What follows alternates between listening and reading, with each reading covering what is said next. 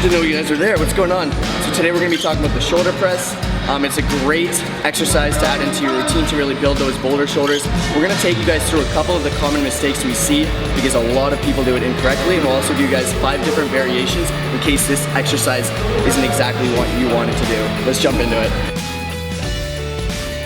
Alright, mistake number 1, we got the half repper. I'm sure you've seen your buddies come in, grab 120 pounds.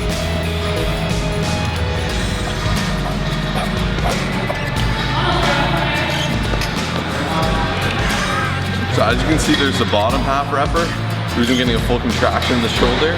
And then there's your pom-pom cheerleader, who's just pumping it. They're out fist pumping it up to the sky, and those are both not a shoulder press. This one's gonna surprise a lot of people, but this is not appropriate shoulder press.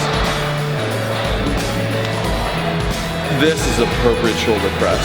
You want the dumbbells to be comfortable here.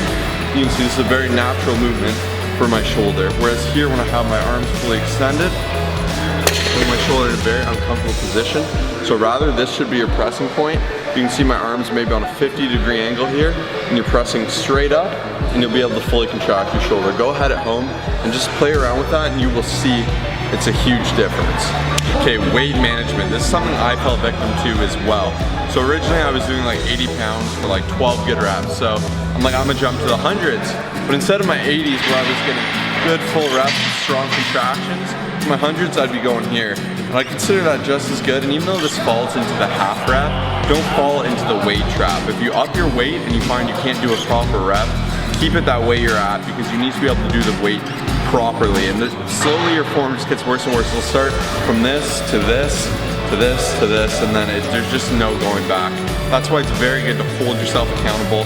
Have your buddies call you out if you're not pausing or you're not doing full range of motion. We received a crazy amount of positive feedback from those of you who watched our lat pull down variation. I highly recommend you checking it out if you haven't already. If we can get this video to 200 likes, we'll make this a regular thing, just, taking an exercise and finding variations and correcting it. You'll see here I'm doing full range of motion reps, I'm controlling the weight, and I'm keeping my shoulders in a nice and safe position to press. Number 1, we're going to be starting off with the one arm standing shoulder press. This is an exercise Josh actually showed to me just about a year ago. And ever since then, I've always been in love with it and always made sure that it was in my routine. So you'll see a lot of people, whether they're using dumbbells or barbells, when they try to get the weight up, they'll have one arm a lot stronger than the other, and they'll kind of be like lopsided and have to do some funky maneuver to get it up. This is an awesome exercise to really focus on building that symmetry. It's cool because you can work one arm at a time, really isolating each shoulder. And you'll feel it a lot in your core as it works on stability a crazy amount. Next up, we have the close grip dumbbell press. Now this is an exercise where you're going to feel it a lot more in your anterior delt. Your lateral delt, not as much as the previous exercise we just showed you, but your chest will also come into play and be activated a fair amount. Next up, we've got the classic Arnold shoulder press. Now this is an exercise that requires a rotational movement throughout the press portion of the lift, which actually increases shoulder stability and targets the inside shoulder muscles at the bottom of the lift. Now this isn't exactly an exercise I would replace with the shoulder press, but it's something that I'd like to add in sometimes after like a heavy set of dumbbell presses, just as a nice burnout with like 30 to 40 pounds for 8 to 12 reps. Next up, we've got the overhead press, which is one of the best absolute exercises to build raw strength and power.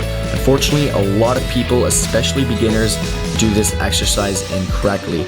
Now, one great thing you'll notice here that Josh is doing is that on the way up, he's tilting his head backwards just as the bar is trying to pass, and then once it passes, he pushes it forward, and this is the best way to really activate all of the shoulder muscles within this exercise. Moving on to number 5, we have the push press. Now the main difference between this and the OHP is within the push press, your goal is to really drive through those legs, really get that explosive power from the bottom as well. Whereas in the OHP, your legs are going to be used to really stabilize the weight. Great thing about both of these exercises is they have great carryover to other important exercises such as improvement on the bench press. Instead of leaving it there, we felt it was necessary to address common overhead pressing mistakes. Here you guys see I'm pressing in front of my body, and then here I'm pressing too far behind my body. This is gonna just destroy your balance, and quite frankly, I find it to be absolutely pointless. Next up, I'm leaning way too far back here. I don't know if you guys can tell, but my lumbar is rounded like a madman. Very unsafe pressing movement, and just, you know, very pointless to be doing. So make sure you maintain a neutral spine within the movement. Here you'll notice I'm looking up throughout the entire movement, therefore my shoulders aren't being activated as much as they could be. If one of these mistakes happens to be something that you do, please fix it, because you're killing your gains day by day by doing incorrect form. Okay guys, I really hope you enjoyed this video and you're liking this series. This is something we might start up very often. If you haven't checked it out, we actually have the lat pull down. We show you how to correctly do it. 5 different variations. It's going to be in a card top right here.